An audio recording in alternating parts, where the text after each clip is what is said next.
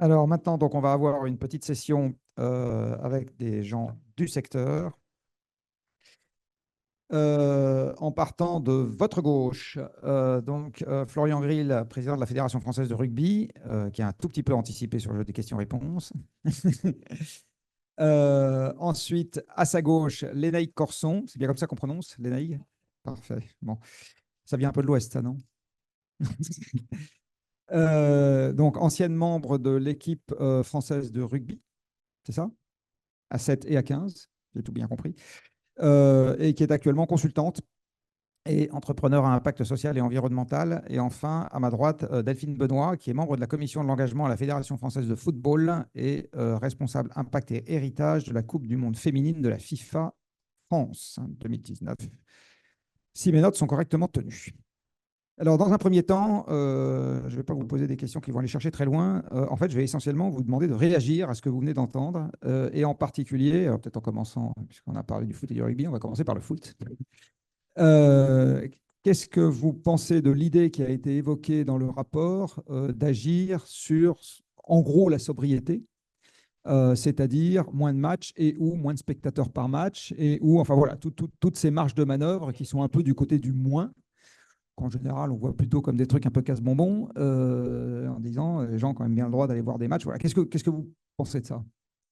Bah, tout d'abord, pour vous dire qu'effectivement, c'est une des pistes de réflexion qui existe dans le football français, puisque bah, il y a eu... Alors, elle existe où? Elle existe, Chez vous, chez le président de la FFF, chez les athlètes? elle existe globalement dans le football français, un peu à tous les niveaux, puisque bah, il y a quelques années, la Ligue de football professionnel a déjà décidé de supprimer quelques compétitions avec la disparition de la Coupe de la Ligue, le fait aussi que la Ligue 1 soit redescendue à 18 clubs.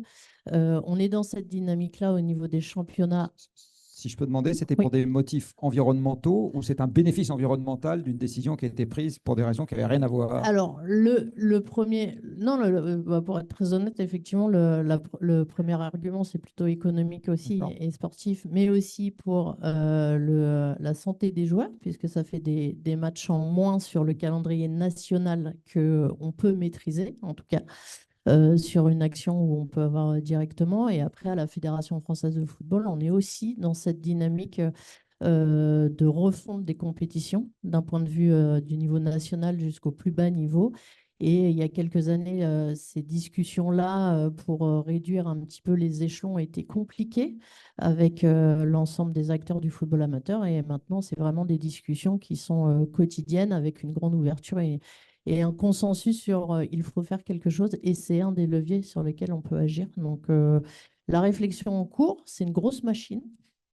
On a 2 millions, 4 de licenciés, donc il y a beaucoup de travail, mais c'est en marche.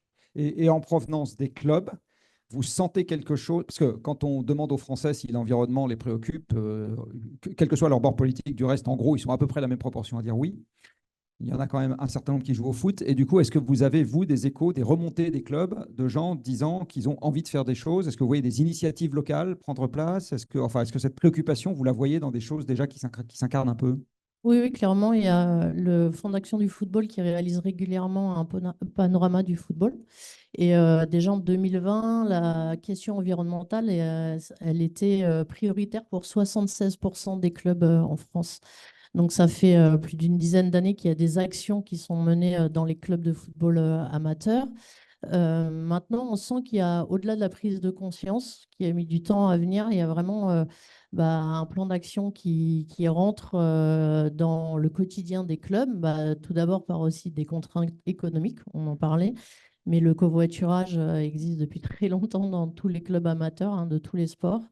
La Fédération française de football a revu l'ensemble de ces critères liés au fonds d'aide du football amateur. C'est une aide d'une enveloppe de plusieurs dizaines de millions d'euros chaque année à destination des clubs et des collectivités. Et là, les critères font que on essaye de pousser au maximum les actions qui intègrent la décarbonation pour tout ce qui est équipement sportif, mais aussi qui vient aider les clubs qui sont qui sont demandeurs d'aide supplémentaire. Là, il y a tout un plan d'action où on va s'appuyer sur des associations qui ont été choisies après un appel d'offres, mais dont c'est la spécialité en fait de travailler ces sujets environnementaux. Et la Fédération française de football va prendre en charge en fait l'animation d'actions au sein des clubs pour venir en complément et aider surtout les bénévoles qui ont envie de faire des choses mais qui ont parfois un petit peu peur parce qu'ils ne se sentent pas à l'aise sur le sujet. On va faire un homme et une femme à la table ronde, exactement comme dans la salle. Même question, en gros, cette histoire de sobriété dans les rencontres, vous avez déjà partiellement répondu tout à l'heure. Je ne sais pas si c'était pour des raisons de sobriété, vous allez me dire. Est-ce que c'est quelque chose qui aujourd'hui vous parle ou vous dites nos Parisiens des Shift, là, ils sont complètement farfelus et ils sont en train de raconter n'importe quoi? Non, non, ils ne sont pas farfelus. D'abord, merci pour le boulot. Moi, je pense que j'aime pas trop les anglo-saxons sur les terrains, mais ils ont une formule no measurement, no improvement. Donc, je pense on peut progresser à partir du moment où on commence à mesurer. Nous, je pense qu'on a plusieurs axes importants. Le premier, pour moi, c'est la régionalisation des compétitions.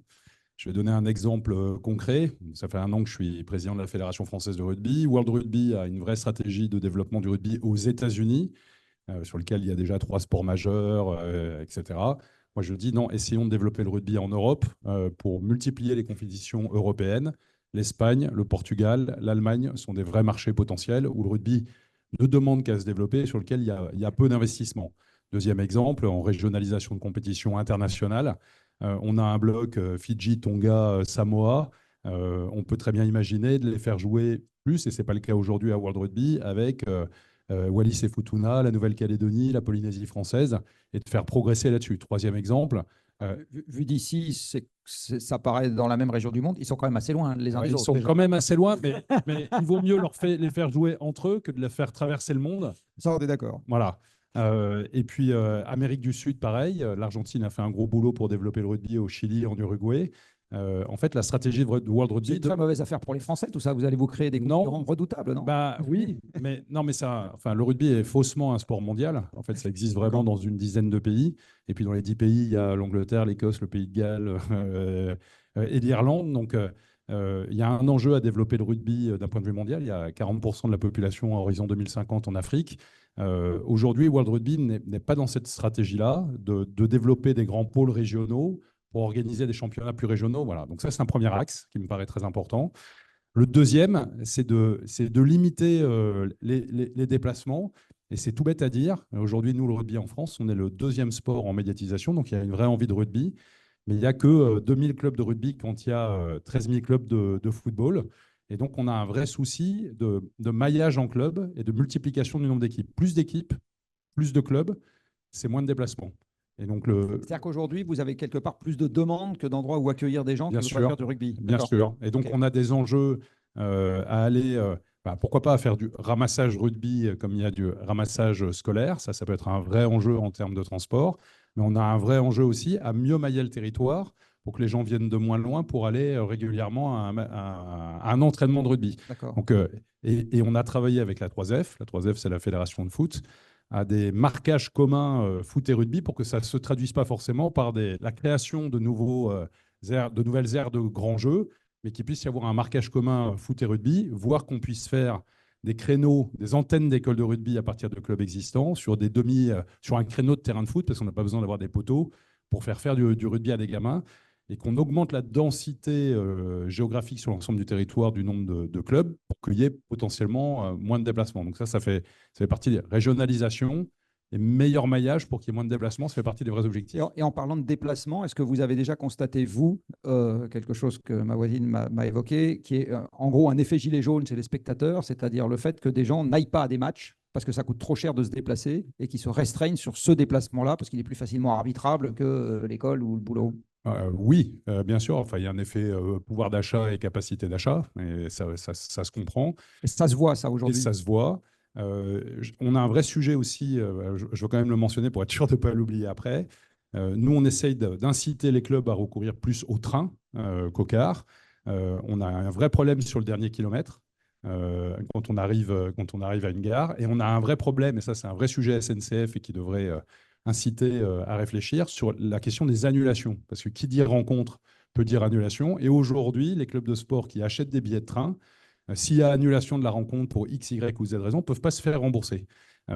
C'est tout bête, mais si on mettait en place un système de capacité de remboursement pour les clubs de sport qui quand même jouent un rôle sociétal, les clubs iraient beaucoup plus facilement vers la solution 5 que vers la solution joueur 4. un peu baraqué bloque le train, fasse en sorte qu'il ait plus d'une demi-heure de retard, et là, vous êtes remboursé. C'était la spécialité de l'année.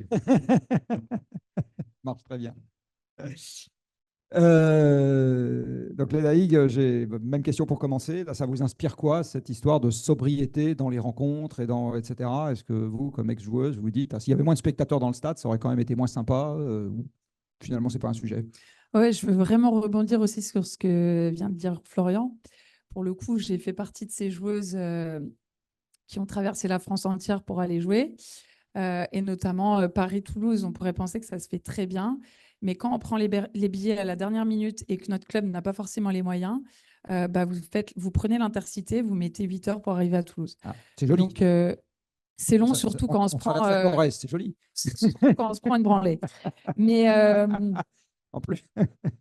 et du coup, c'est ça aussi. Par contre, quand vous gagnez, avec, en général, le conducteur, l'agent du train le dit. Parce que moi, une fois, j'étais dans un train où il y avait une équipe qui venait de gagner. Alors, c'était impossible de ne pas être au courant. Oui, c'est se faire entendre.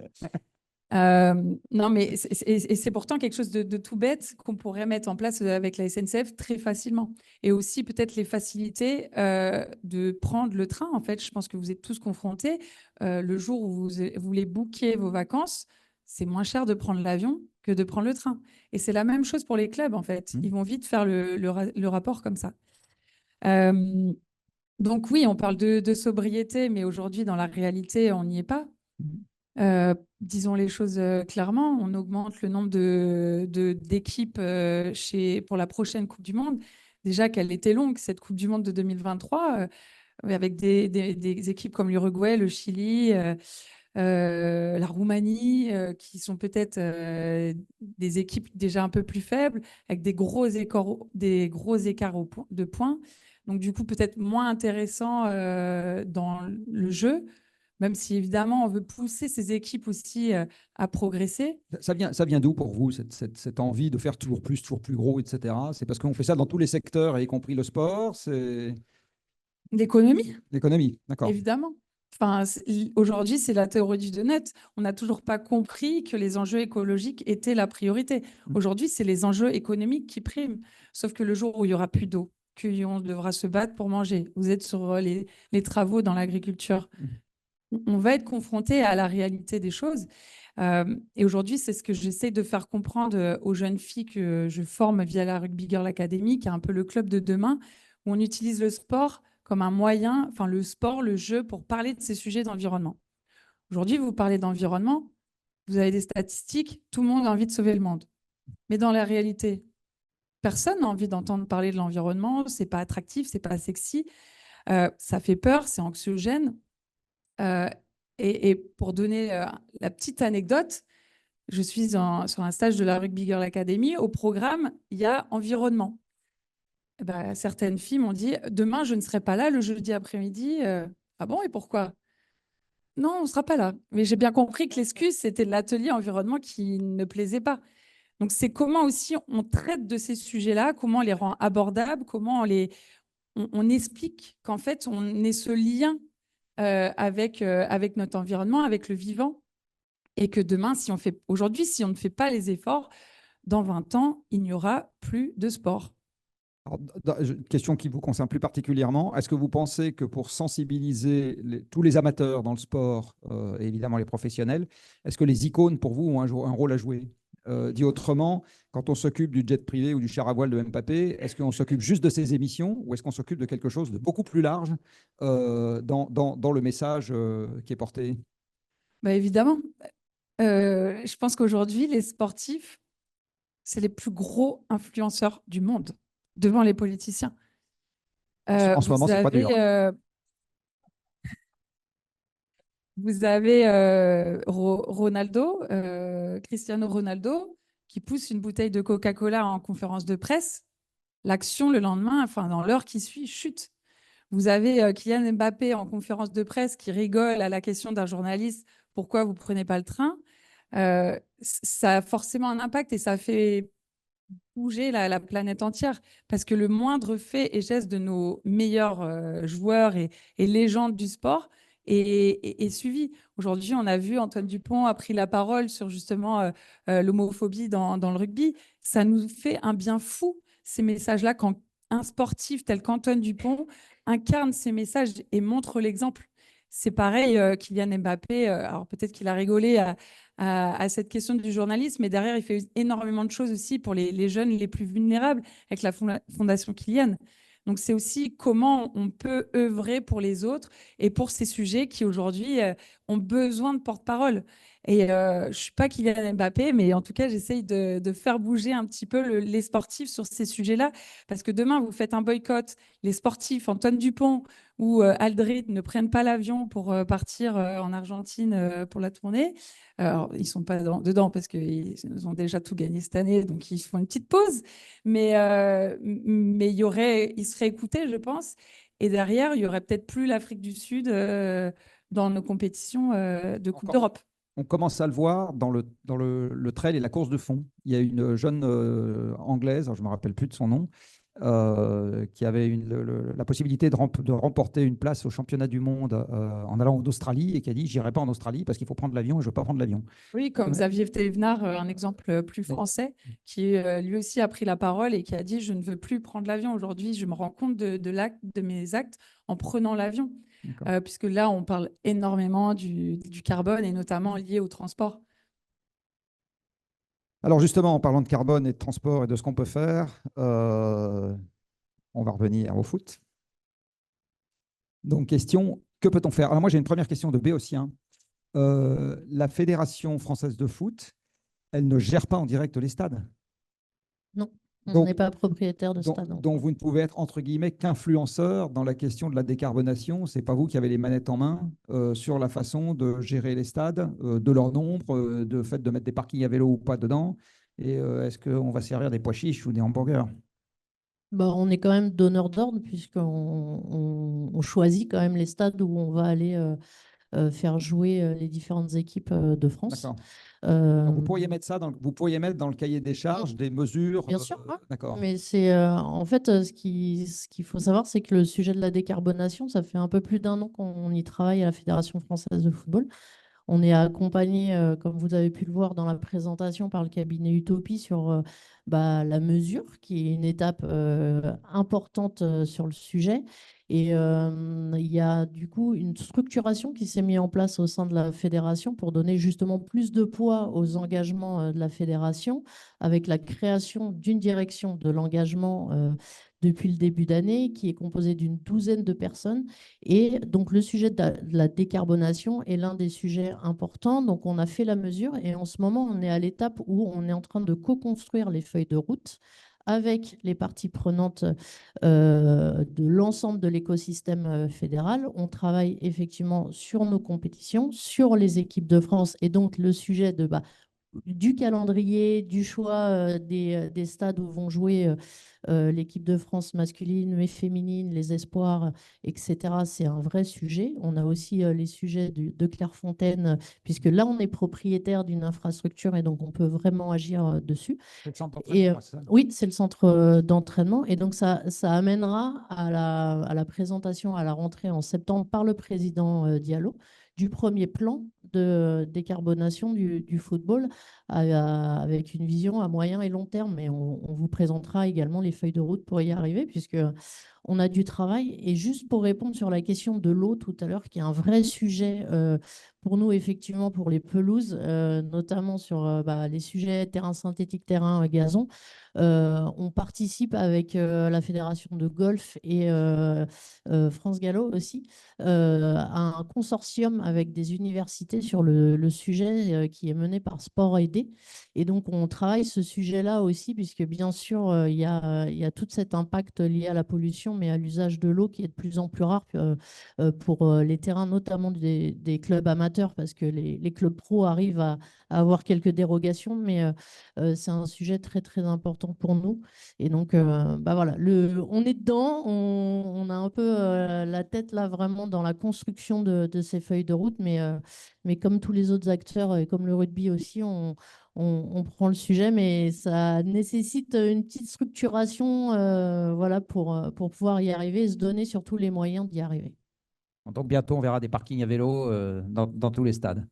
Oui, oui, ça, c'est des discussions qui S'il y a un truc qui auquel on peut existent. faire du vélo, Ouais, faire ouais, du sport, mais non. ça, c'est C'est pas idiot d'aller faire du sport en vélo. non, ça, c'est mis en place. On avait testé certains dispositifs avec les villes là, pour la Coupe du Monde 2019, effectivement, avec les collectivités, d'inclure des parkings officiels vélos gardés. Et bah, on est content que certains clubs comme le PSG aient gardé le dispositif et les développer du coup sur tous leurs matchs maintenant.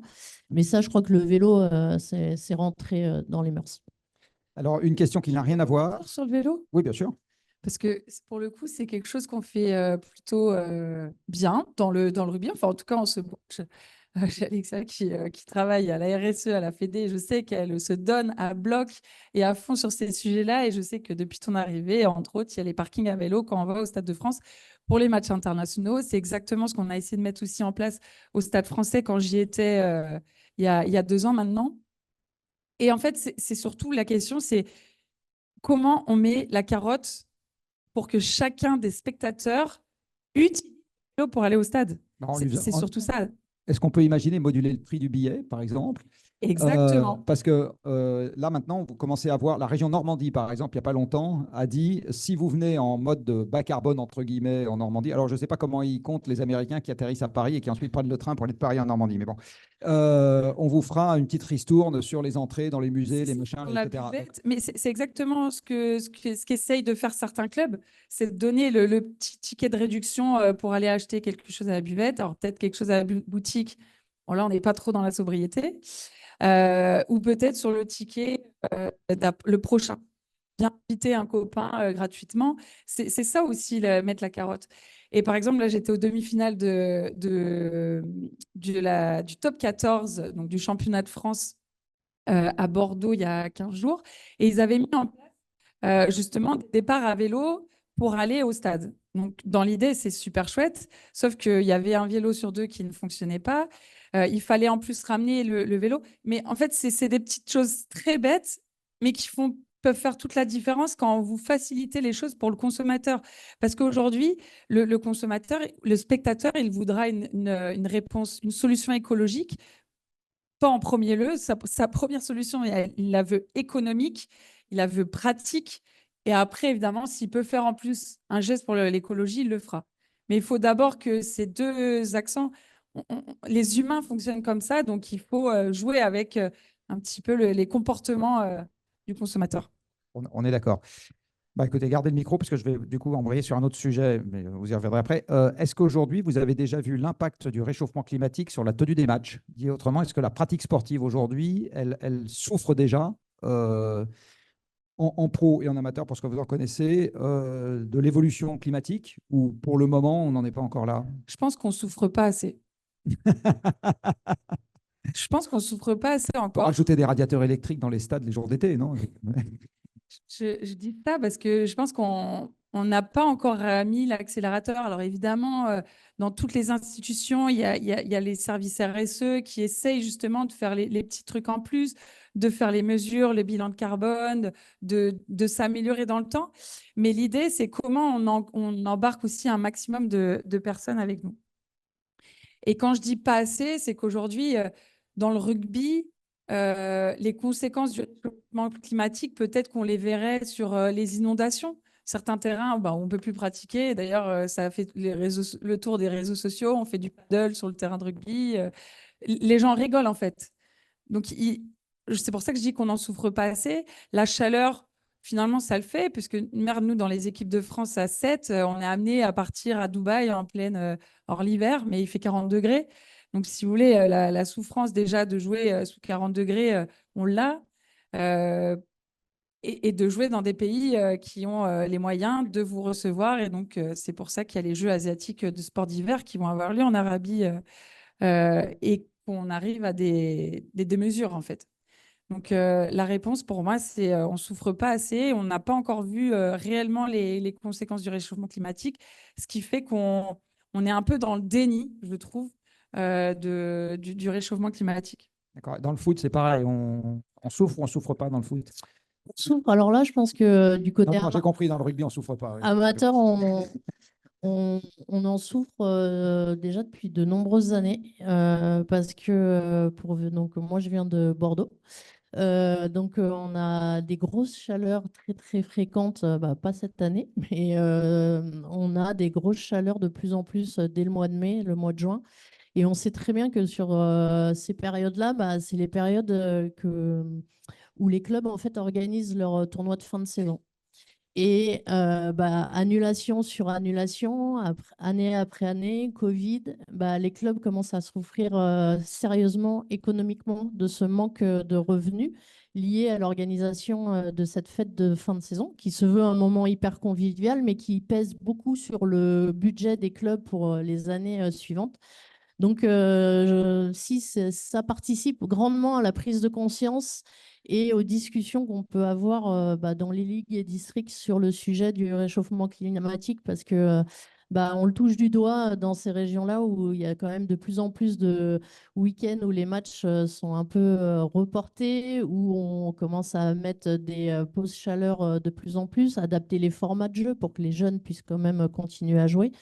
Et donc, du coup, je pense que ça va vite impacter le niveau supérieur où oui, il y a des pauses fraîcheur parmi le match, mais il y a encore la pression des diffuseurs qui fait que le match, il ne faut pas qu'il dure trop longtemps parce qu'il y a l'émission d'après qui commence.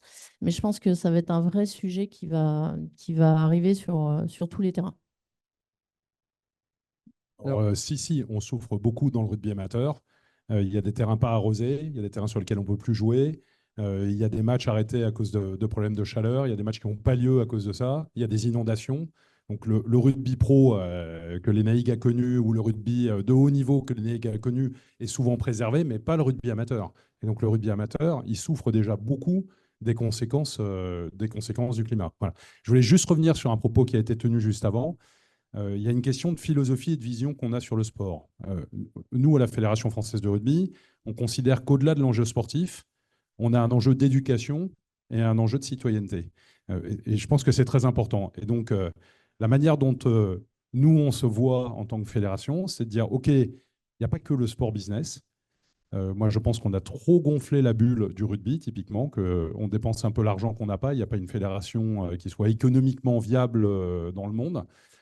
L'enjeu, c'est de retrouver quelque chose de plus cohérent, de plus raisonnable, et donc et de dégonfler un petit peu la bulle et de se dire, si la priorité du rugby, c'est l'éducation et la citoyenneté, le rôle éducatif, on apprend des valeurs qui sont indispensables à la société, c'est important que le rugby ne soit pas pratiqué uniquement par le top, concentré dans quelques grandes villes et qui disparaissent des villages et des villes moyennes.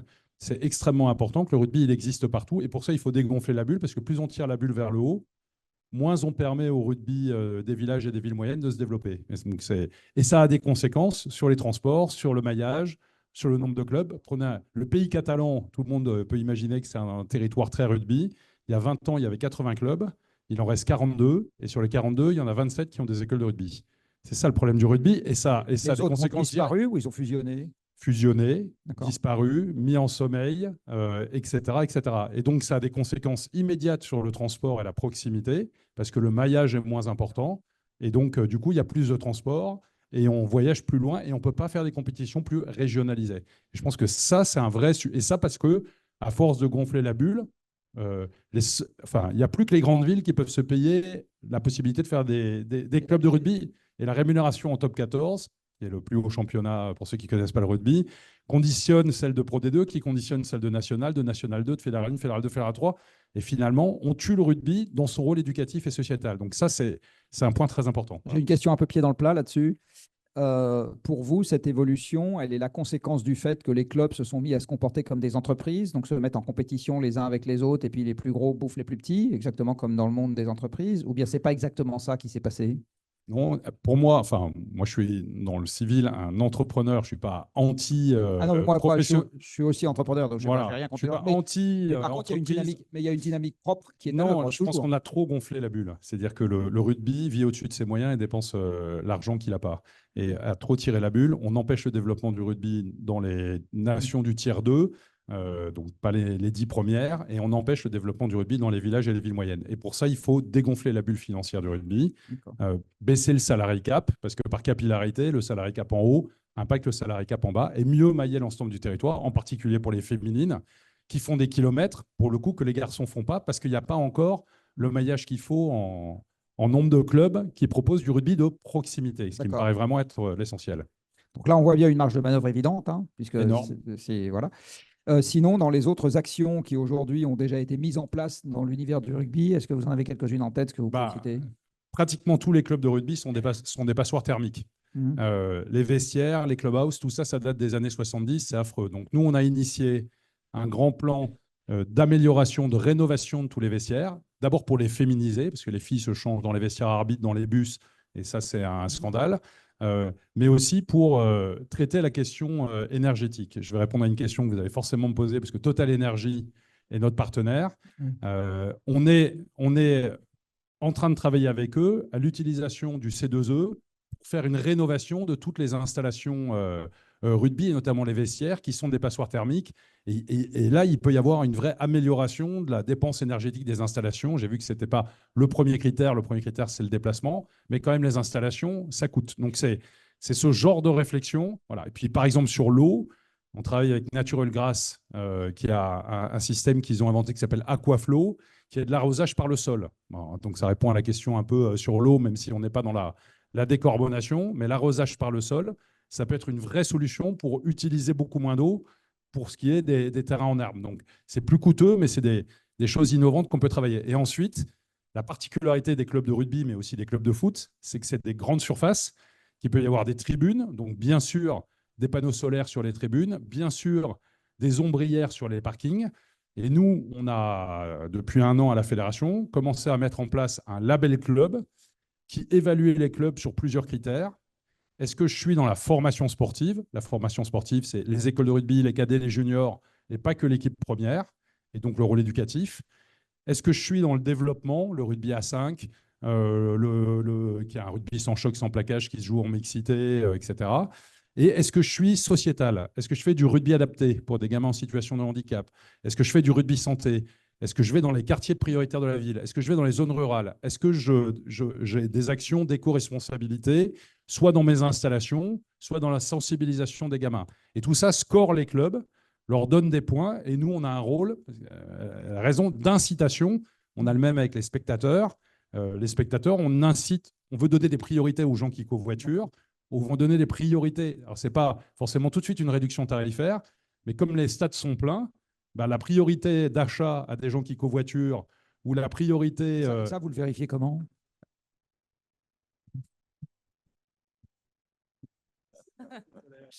Donc, ça, on vérifie simplement, c'est-à-dire qu'à un moment donné, les personnes viennent en vélo ou viennent en covoiturage. Nous, on a une plateforme de covoiturage.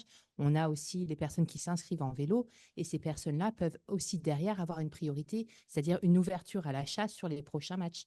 Ça se passe au Stade de France, mais ça se passe aussi dans tous les stades en France, lorsque les équipes de France, et je dis bien toutes les équipes de France, féminines, moins de 20 et 15 de France masculin jouent. D'accord. Ok. Je ne sais pas où on en est en niveau de temps. Si c'est le moment de passer la parole à la salle ou... Pardon? On peut partir sur les questions-réponses. Alors, partons sur les questions-réponses. Avec la même règle que tout à l'heure.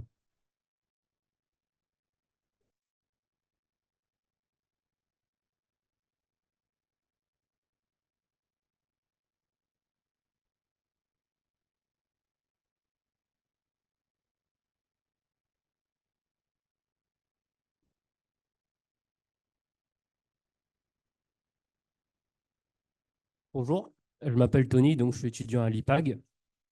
J'aurais une petite question par rapport à votre perspective sur le rapport qu'on a pu voir. Est-ce que vous avez pu réfléchir à des risques ou des blocages sur les différents leviers qui ont été proposés? Par exemple, lesquels seraient le plus difficiles à mettre en place et sur une priorisation à mettre en place pour ça? Alors moi, ce qui me paraît le plus compliqué à mettre en place, c'est la réduction du nombre de matchs. Ce qui me paraît le plus facile à mettre en place, c'est la réduction des distances et la régionalisation des compétitions. Voilà. Si je devais simplifier sur le critère transport, qui est le premier impact et qui du coup m'a forcément intéressé.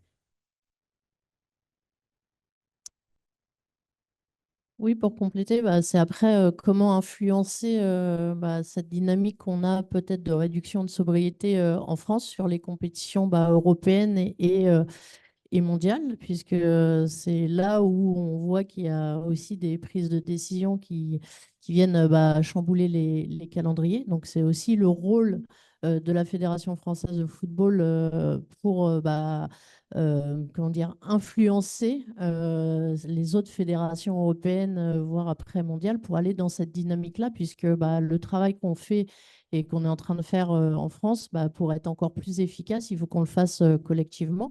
Et c'est vrai que la dynamique mise en place par le ministère des Sports à travers la charte des 15 engagements a permis aux organisateurs d'événements, aux fédérations de discuter ensemble sur ces sujets-là, qui ne sont pas des sujets sur lesquels les fédérations sont concurrentes.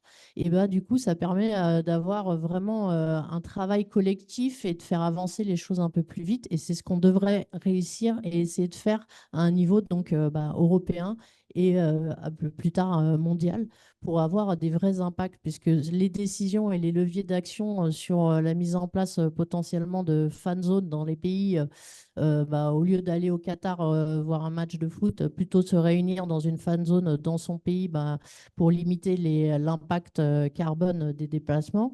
Tout ça, on pourra le faire que si il y a des décisions qui sont prises potentiellement sur l'attribution de la billetterie. Ça veut dire que la billetterie, si elle est à 80% étrangère, on aura beau faire beaucoup d'actions dans son pays pour limiter l'empreinte carbone, on ne pourra pas éviter les déplacements mondiaux sur l'événement. Donc il y a un travail beaucoup plus large et plus long, forcément, puisque les intérêts divergent d'un sport à d'autres et de fédérations à d'autres. Mais c'est là-dessus qu'on pourra faire avancer pour le levier international. Après, en France, effectivement, je pense qu'on aura plus de facilité à limiter les déplacements avec des compétitions plus régionales et à retravailler nos formats d'accession à l'élite. Bonsoir, merci beaucoup pour toutes les informations. Je travaille dans un cabinet de conseil qui s'appelle Altopie, voilà, et l'idée, enfin, la question que j'ai surtout, c'est de se demander pourquoi en fait les bilans carbone ne sont pas obligatoires aujourd'hui, surtout pour les clubs professionnels qui en ont normalement les moyens d'en réaliser. Alors, dans le football, il y a la licence professionnelle qui est attribuée par la LFP et c'est l'un des critères maintenant qui donne un certain nombre de points et au final, tous les points qui s'accumulent permettent d'avoir une part plus ou moins importante de la redistribution des droits télé. Donc, c'est des choses qui ont été mises en place et sur lesquelles les clubs sont poussés. Ils ne le font pas encore tous, mais de plus en plus, et ça se généralise. Après, comme je le disais tout à l'heure, faire un bilan carbone pour faire un bilan carbone et pas s'en servir, ça ne sert pas à grand-chose. Ce qu'il faut vraiment, c'est que ça devienne un vrai outil de pilotage pour le club et un outil de prise de décision avec derrière une vraie feuille de route environnementale et un plan d'action. Et là-dessus, il y a encore peu de clubs qui ont des dirigeants, la gouvernance a son rôle à jouer, qui sont convaincus de l'importance d'intégrer cette feuille de route environnementale dans leur prise de décision globale pour le club. Mais c'est des leviers qui sont en cours pour les clubs professionnels de Ligue 1 et Ligue 2. Et pour être dans la commission RSE de la Ligue nationale de rugby, c'est quelque chose qu'on a justement poussé pour que les clubs prennent le temps ou du moins fasse un investissement sur le bilan carbone pour justement que ça soit un jeu en fait. Le jeu, c'est le match de notre vie, c'est pas dépasser les 2 degrés. Comment on fait? Eh ben, on prend tous le détail du bilan carbone, enfin tous les secteurs, et on essaye de faire mieux. Et c'est une mesure qui n'a pas été acceptée. Donc oui, je pense qu'aujourd'hui, il y a un enjeu, c'est la formation de nos dirigeants. Je parlais de déni aujourd'hui, je pense que c'est le cas. Peut-être des dirigeants qui sont depuis très longtemps dans le milieu du rugby, qui n'ont pas forcément cette approche de l'écologie et de l'urgence en fait climatique dans laquelle, surtout peut-être en tant que jeune, je vois le monde qui change. Et justement, c'est pour ça que je dis qu'on ne souffre pas assez. Parce que sinon, nos clubs et nos dirigeants de clubs, ils agiraient beaucoup plus. Euh, donc peut-être qu'évidemment, Florian, toi, tu le vois et on sent que tu veux pousser sur ça. Mais aujourd'hui, je pense qu'on est peut-être isolé et qu'on est encore trop peu nombreux. Mais si, je pense, on sensibilise les dirigeants, on vient les former à des outils comme la fresque du climat, l'atelier d'automne, je pense qu'on éveillera un petit peu plus les consciences et surtout de prendre conscience qu'on est dans une urgence et que tout le monde doit agir. Alors, je rebondis sur la fresque du climat, pardon, parce que il y a Pomme qui est là. On a créé une fresque du rugby pour sensibiliser dans les clubs de rugby. Mais je pense que Lénaïg a raison. Donc, il y a la Fédération française de rugby, c'est les équipes de France, il y en a 14, et les 2000 clubs amateurs. La Ligue nationale de rugby, c'est le top 14 et la Pro D2. La Ligue nationale de rugby vient avec succès, et il travaille remarquablement bien, d'augmenter les droits télé de Canal. Eh ben, moi, je leur ai dit, plutôt que d'utiliser cet argent à augmenter le salary cap, ce qui serait une erreur, parce que ça va encore tirer l'économie du rugby vers le haut et finalement créer une bulle qu'on ne sera pas capable de supporter, utilisons cet argent pour inciter les clubs dans des directions qui sont positives. La direction de l'éco-responsabilité, du bilan carbone de chacun des clubs, etc., c'est bien sûr un endroit sur lequel il faut inciter. Et le meilleur moyen de les inciter, c'est de les inciter avec éventuellement des ressources à la clé qui dépendent de l'action menée par le club voilà, sur l'impact qu'il a ou qu'il peut avoir sur son territoire aussi.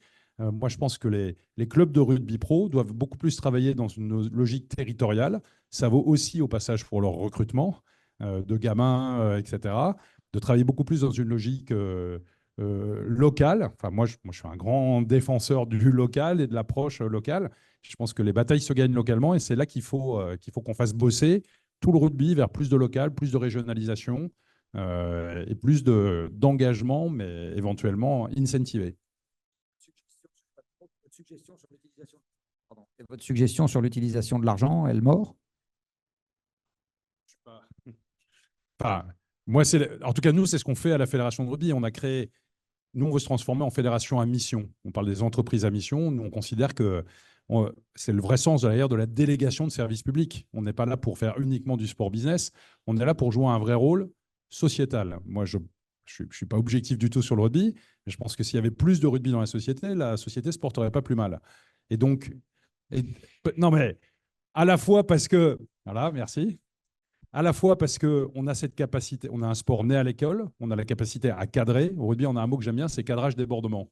On a la capacité à cadrer, mais on sait aussi faire la fête. Donc le débordement, ce n'est pas incompatible, quoi. Mais en fait, on apprend quand même des valeurs qui sont essentielles et sur lesquelles je pense que voilà, cette capacité de cadrage et cette capacité à faire la fête, elles sont déterminantes. Nous, on a prévu, dans le cadre de la fédération à mission, d'aller aussi chercher de l'argent du mécénat pour des projets spécifiques, rugby adapté, rugby santé, pour les femmes en rémission du cancer du sein qui font du rugby à 5, ça fait travailler le haut du corps, action environnementale, évolution des stades, etc., etc. Et on veut incentiver les clubs amateurs là-dessus, mais vraiment les incentiver. Donc, je ne sais pas si ça mord dans le rugby pro parce que ce n'est pas ma responsabilité, mais dans le rugby amateur, quand on donne un incentive au club, quand on fixe un cap, le rôle d'un président de fédé, ce n'est pas de dire à tout le monde ce qu'il faut faire, mais on a le droit de dire voilà la direction dans laquelle on veut aller et on a le droit d'incentiver dans cette direction. On est en train de mettre tout en place dans le rugby amateur, dans les 2000 clubs de rugby amateur, pour que ce soit le cas, pour les orienter sur le rugby santé, le rugby adapté, les QPV, les zones rurales, l'éco-responsabilité, les discriminations, l'égalité homme-femme, tout ça, ils vont marquer des points grâce à ça et avoir des bonus financiers ou matériels grâce à ça.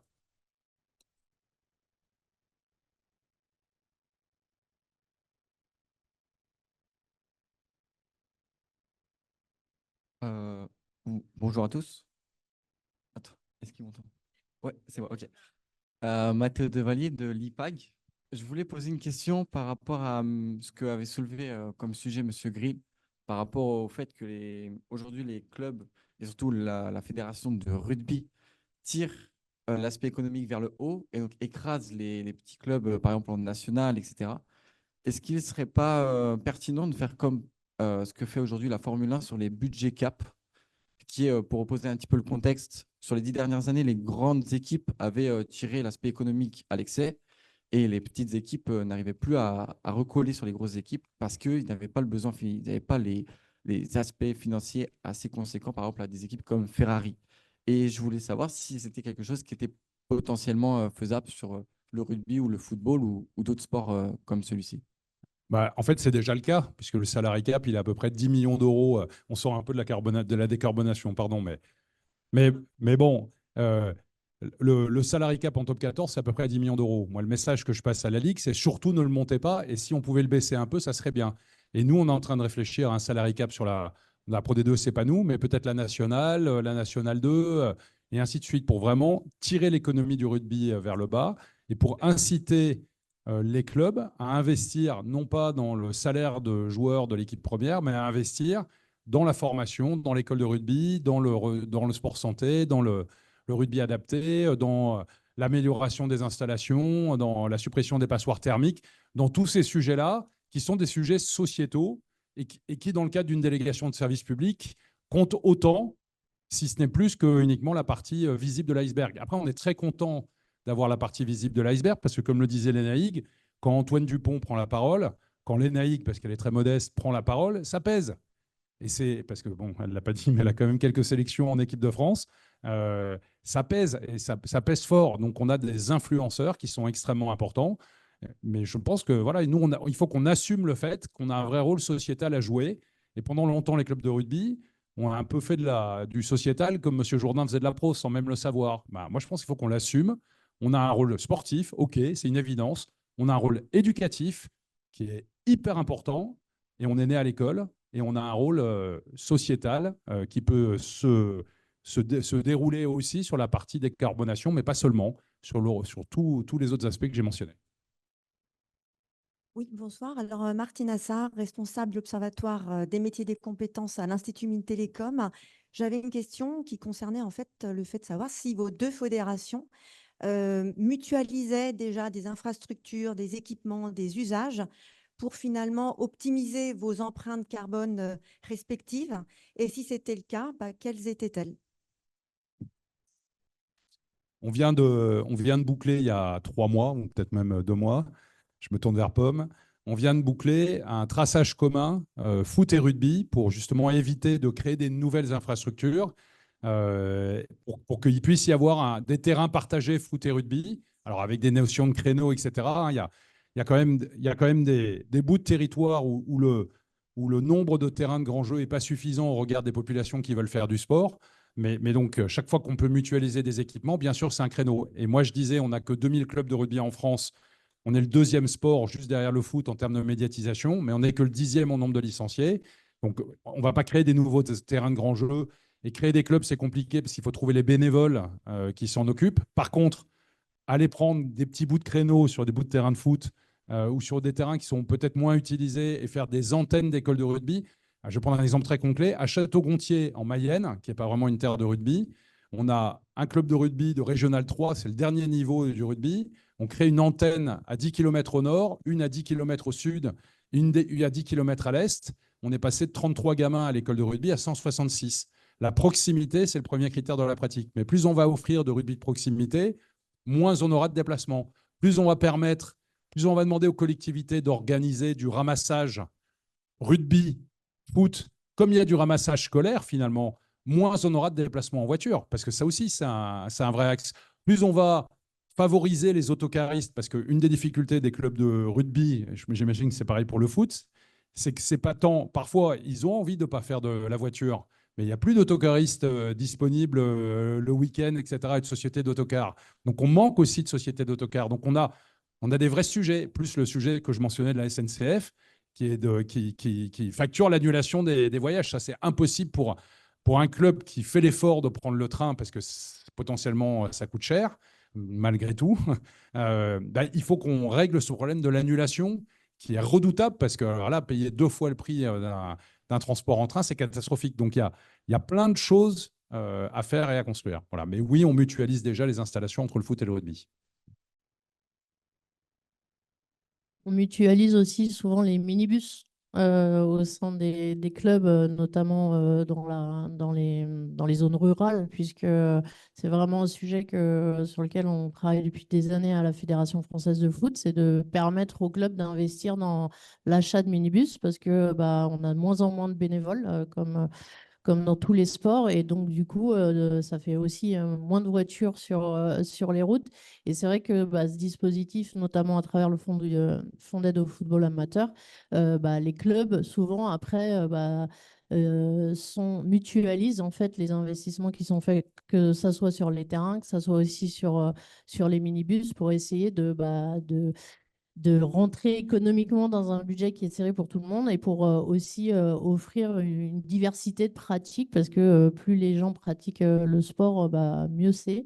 Et donc, il y a beaucoup, beaucoup d'initiatives un peu partout sur le territoire. Et je reviens un peu sur la dynamique qui avait été impulsée par le ministère des Sports sur le sujet à travers la mission sport et développement durable. Je pense que ça permet justement d'avoir ces moments d'échange, parce qu'on est tous aussi après vite repris par le quotidien, mais ça permet d'identifier des axes d'amélioration, des sujets de réflexion, de recherche, d'innovation. Et sûrement, ces thématiques-là peuvent aussi arriver par ce genre de réunions, et on progresse tous, puisque c'est à travers ces réunions-là que la LFP va présenter le cadre de sa licence club, que la LNR, la FFR vont présenter aussi leurs actions, et on va aller puiser et se nourrir des bonnes pratiques les uns et les autres.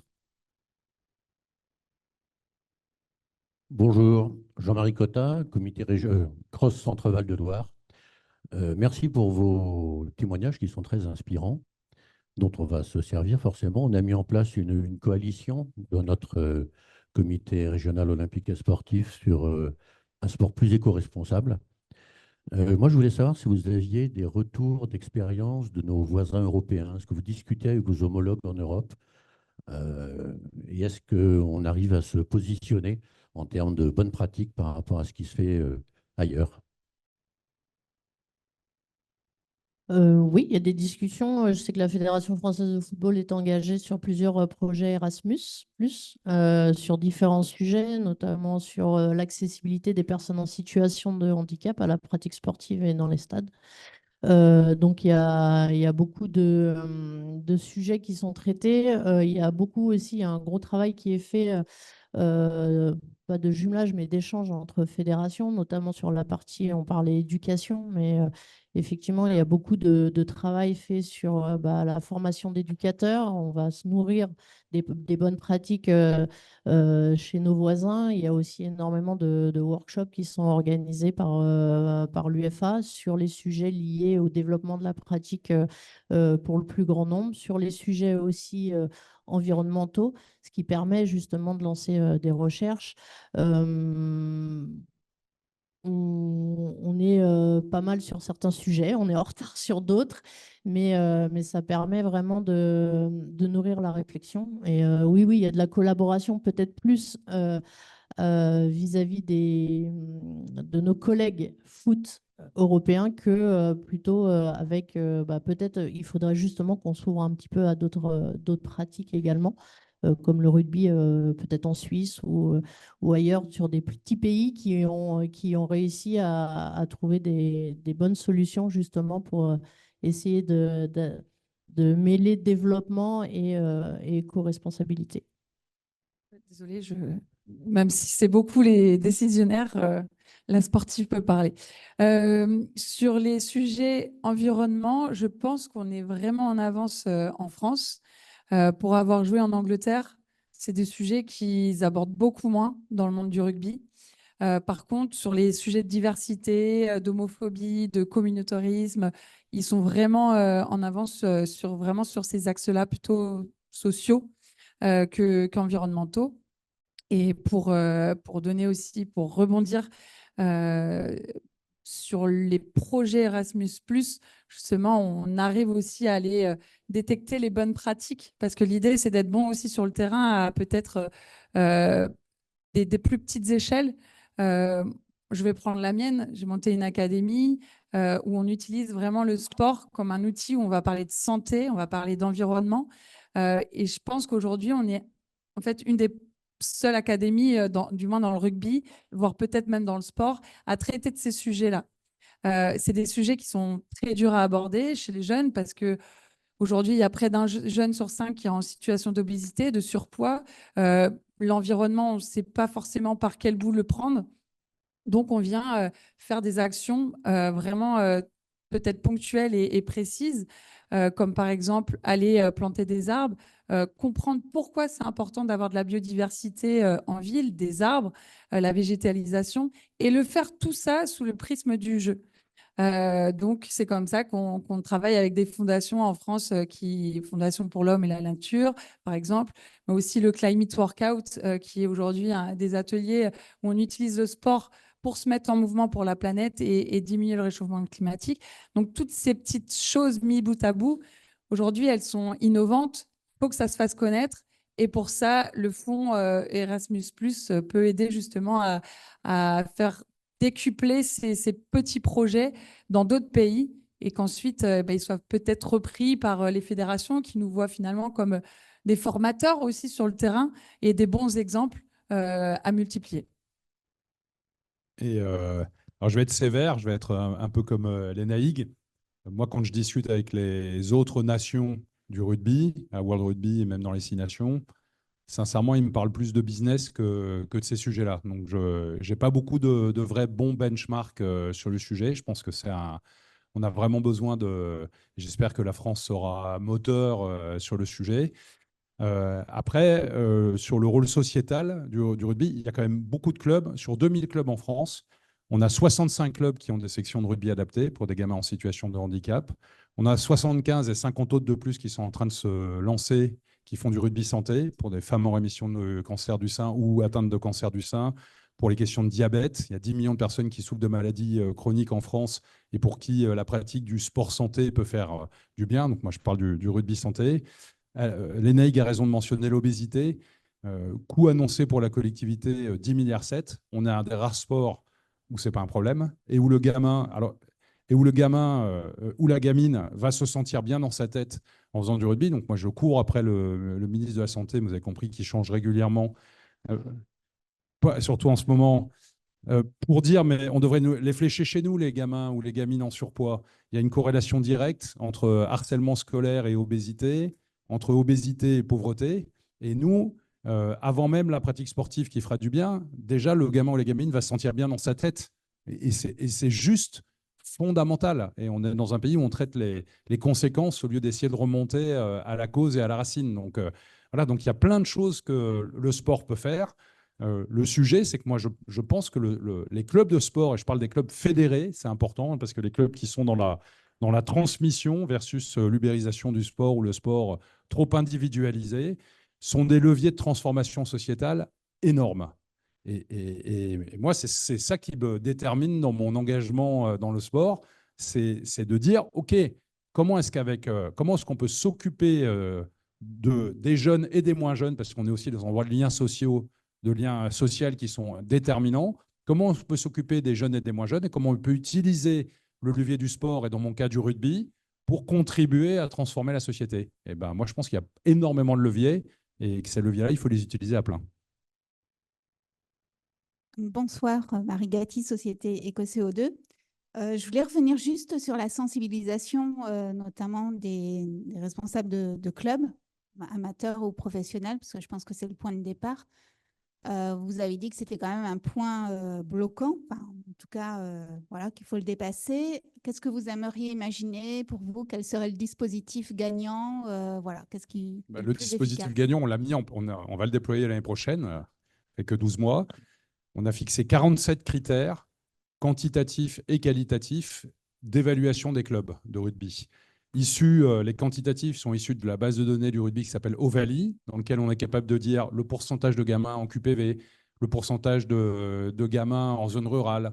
Est-ce que j'ai 1, 2 ou 3 étoiles à l'école de rugby, le pourcentage de féminines, le pourcentage d'éducateurs diplômés, est-ce que j'ai du rugby santé, est-ce que j'ai du rugby adapté, etc., etc., qui permettent de scorer les clubs. Et via notre fonds de dotation qu'on vient de lancer, sur lequel on a en 12 mois levé 4 millions d'euros, donc ce n'est pas anecdotique, on fait aussi pour des questions d'emploi, on irrigue, on fixe ce cap.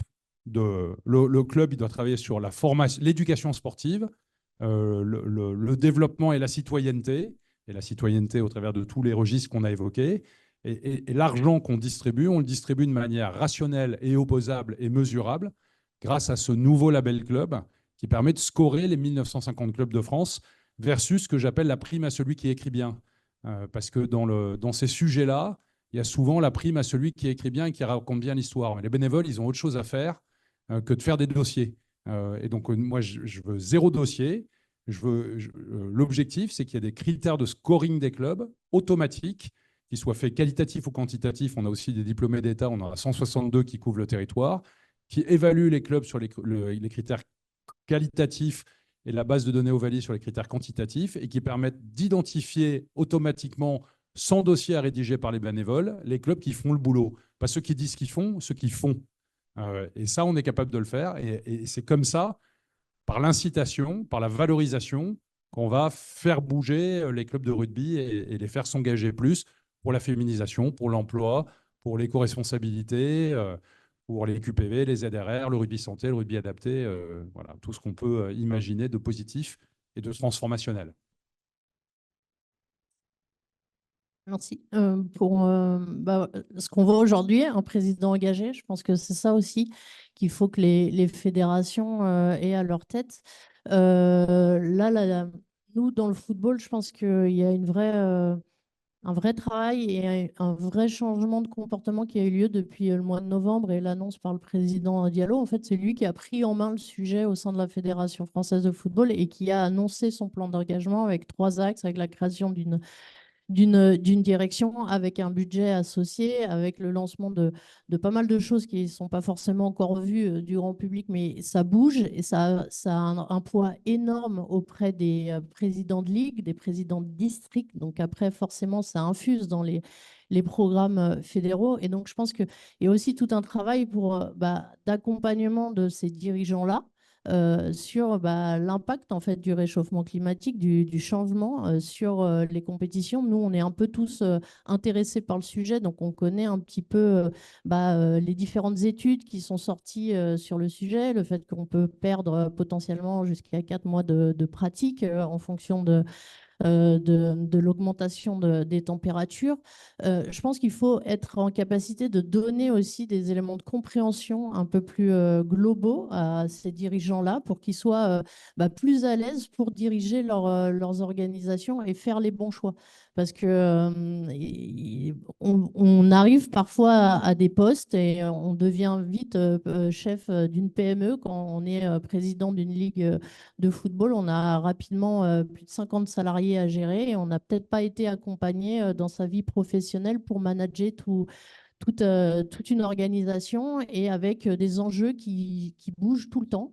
Et je pense qu'il y a vraiment un programme de formation à destination des dirigeants de ces organisations pour en faire des sujets importants et pour qu'ils soient à l'aise avec ces sujets-là pour pouvoir prendre la parole comme vous prenez la parole aujourd'hui, comme le fait le président Diallo et comme il le fera à la rentrée en présentant le plan de décarbonation de la fédération. Mais pour ça, il faut être à l'aise et savoir qu'on va dans la bonne direction. Donc, il y a un vrai programme de formation à destination de ces dirigeants qui ont en fait les cartes en main, parce que c'est eux qui vont voter le fait qu'on va changer les compétitions, c'est eux qui vont voter le fait qu'on va flécher certains financements sur telle ou telle action. Donc, il faut leur donner les clés de compréhension de ces enjeux-là. Comme on arrive à la fin de cette table ronde, Lénaïque, un mot de conclusion, puisque vous n'avez pas parlé sur ce dernier round, ou pas? Merci. Peut-être réfléchir et parler en tant qu'athlète. On le voit, et j'en ai parlé tout à l'heure, c'est vrai que nos instances vieillissent aussi, et notamment les décisionnaires. Et je pense que les sportifs, on a aussi notre mot à dire, mais on est très peu consultés pour donner notre avis, pour donner notre vision un petit peu du sport de demain. Et je pense que sur les sujets, notamment environnementaux, on est quand même plusieurs athlètes aujourd'hui à se rassembler, à se réunir, parce que notre sport ne va pas assez vite, nos fédérations ne vont pas assez vite, les ligues, nos championnats. Et je me dis que ça pourrait être un levier d'utiliser, pourquoi pas, des athlètes engagés à former peut-être les décisionnaires, et pas d'être moralisateur et de dire c'est pas bien ce que vous faites et l'argent ne devrait pas être concentré là ou là, même si on fera comprendre le message, mais peut-être d'expliquer en fait la situation dans laquelle on est. Aujourd'hui, il y a énormément de sportifs engagés, j'en vois dans la salle, qui prennent la parole dans des ateliers, qui animent des ateliers pour faire prendre conscience, que ce soit dans les écoles, que ce soit auprès de chefs d'entreprise, de collaborateurs, de l'urgence climatique dans laquelle on est. Comment faire provoquer un petit peu ce choc de faire comprendre les choses, et derrière, comment on peut mettre des solutions très, très simples, mais peut-être qui auront de l'impact en fait. Et là, on l'a vu sur la présentation qui a été donnée, on sait que les trois secteurs sur lesquels on doit innover et bouger très vite, la mobilité, les achats, les immobilisations, mais aussi énormément la nourriture et donc l'agriculture, parce qu'aujourd'hui aussi, il y a beaucoup de sportifs qui mangent des protéines animales, et on sait tout l'impact que ça a aujourd'hui sur un bilan carbone. C'est près de 25% d'un bilan carbone d'un Français. Et je pense qu'il est même supérieur chez un athlète de haut niveau qui mange beaucoup de viande rouge notamment. Donc voilà, écoute Florian, à disposition pour former tes équipes. Et je crois qu'il y en a plein ici qui aimeraient bien me rejoindre.